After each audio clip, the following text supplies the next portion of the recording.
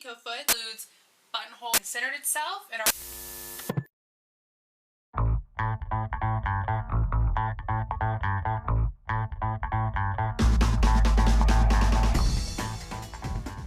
Hey everyone, this is Sarah with sewingpartsonline.com. Today we're going to go over how to use a double piping foot. This is really great for home deck projects or anything that you want a more tailored look to.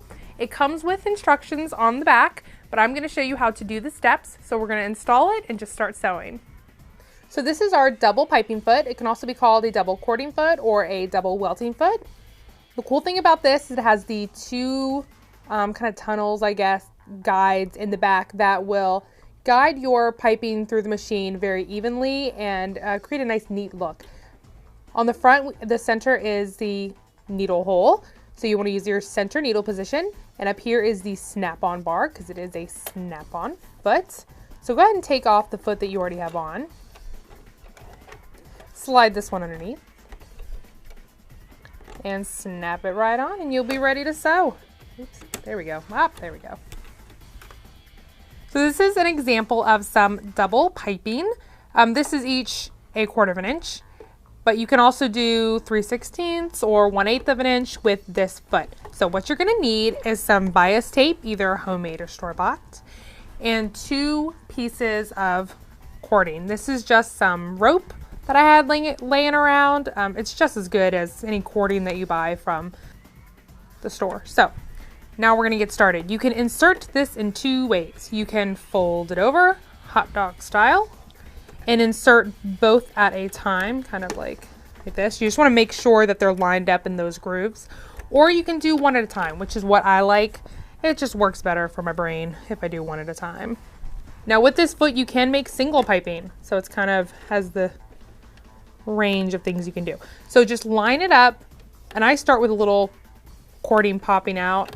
Not that much, but little popping out. Kind of get it snug with your fingertips and put it into the foot. There we go. Right into that left side pathway. So now, depending on the side of cording you use, you want to move your center stitch so that it is snug up against the cord. So a perfectly center needle will work, but I like to move mine over just a little bit. Oh, that's too much. Because I moved it earlier. Okay, there we go. And that'll work for me. For the 1/8 of an inch, I'll have it like right up against that edge. So let's just go ahead and get started sewing because this is a 2-part technique. I'm going to backstitch. I'm using some green thread so you can see it, but also because I think it looks cool. You know, just a personal preference.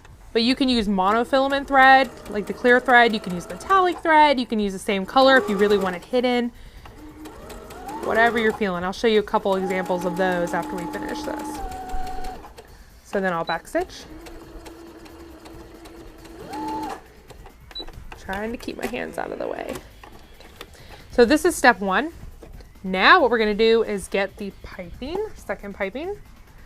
And you can either fold it into the hot dog bun, as I'm referring to it, like this, if that's what you like, or you can put it like this. Whatever you want is fine. So you have it like this, right? Just sewed the green thread, put this right by the green thread, and flip it over. Now, you can flip it over this way, which exposes some of the red thread, or you can flip it over that way, which will have it clear. I like to flip it over this way because it gives me a little bit of a trim, like if I wanted to use this for trim, not just to cover up, you know, upholstery, staples, or whatever. So I have it like this. Now I'm going to insert the 2 cords right there. I want them to be lined up with their right and left tunnel, as I'm calling it. Are we good?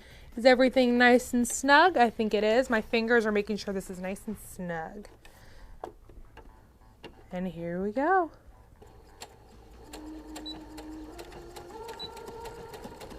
Like I said, if you really want the thread hidden, just use the same color thread as your fabric. If you have a really busy print, use some clear. If it's busy and dark, use some smoky thread. If it's clear and light, or if it's busy and light, use the completely clear monofilament thread. And use the appropriate needle as your fabric. So if I'm using metallic thread or if I'm using monofilament thread, I'm going to use a metallic needle. Back stitch. And let's take a look.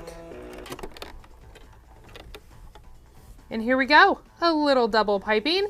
And if I was using this to just glue over some upholstery staples, then I would just cut this whole middle section kind of like a fin, I guess, like a little mohawk.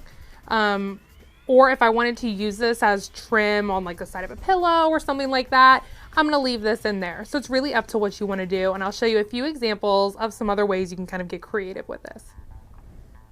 So like I was showing you before, this is double piping with red thread. So it's same color as the fabric. And then we've cut off the back trim so that this would be great for gluing onto something or maybe just sewing onto something down this line. Another thing you can do, this is with monofilament thread. Also very hard to see. You can push them together and really hide it.